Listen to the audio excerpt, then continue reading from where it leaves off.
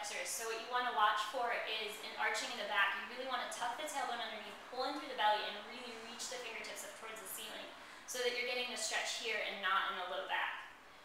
Good, and then slowly lower the back heel down. Now this is warrior one, and what you're going to find is most runners are really tight in their hips, so this hip's going to start swinging out. Over time you want to work on drawing the hips straight ahead. Deepen the breath, sink down a little bit deeper, pull in through the belly, and on your next exhale, opening up to warrior two. Now on this one, you want your hip bones facing straight towards the wall. You can gaze over your front hand, but what you really want to work on is keeping the shoulders in line with the hips. So not leaning forward and not leaning back, but really just sinking down right in the middle, keeping the knee drawing straight over the toes. Thinking of pressing the feet out away from one another, pulling in through your center, keeping that lift, drawing you up.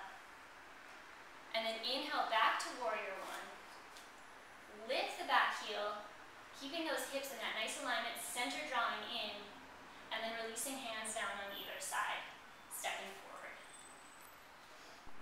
Coming into Navasana, boat pose, lift the chest, lift the legs, reach the arms down by your side, pull in through your center, keep lifting the chest, keep drawing the knees in towards the chest. And as you exhale, lowering down halfway, press the back down into the mat, reach forward with the fingertips, reach forward with the toes, deepen the breath, and as you exhale, lifting back up. Inhale, lowering down halfway.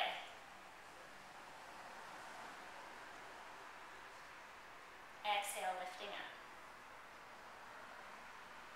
Inhale, lowering down halfway. Exhale, lifting up. And one last time, inhale, lowering down. Exhale, lifting up. And then slowly releasing the feet down to the mat, lowering yourself down onto your back. Extend your left leg straight out, hug your right knee in towards your chest. And so just keeping your hands down on either side. On your exhale, you're going to lift your hips, draw the hips skyward towards the ceiling, really engaging the glutes, hamstrings, knees drawing straight ahead. So as runners, we tend to get very tight in our quads. This is also a stretch exercise for the fronts of the legs, and it works and tones the hamstrings and the glutes. And as you exhale, slowly articulate down through the spine, getting a stretch through the back. And again, inhale, you're going to lift the hips, drawing up. This time you're going to go into a little bit more of a back extension, so interlacing the fingertips, drawing the chest skyward.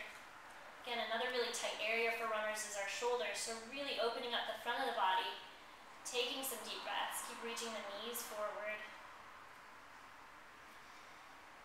And then unclasping the hands and slowly rolling down through the spine.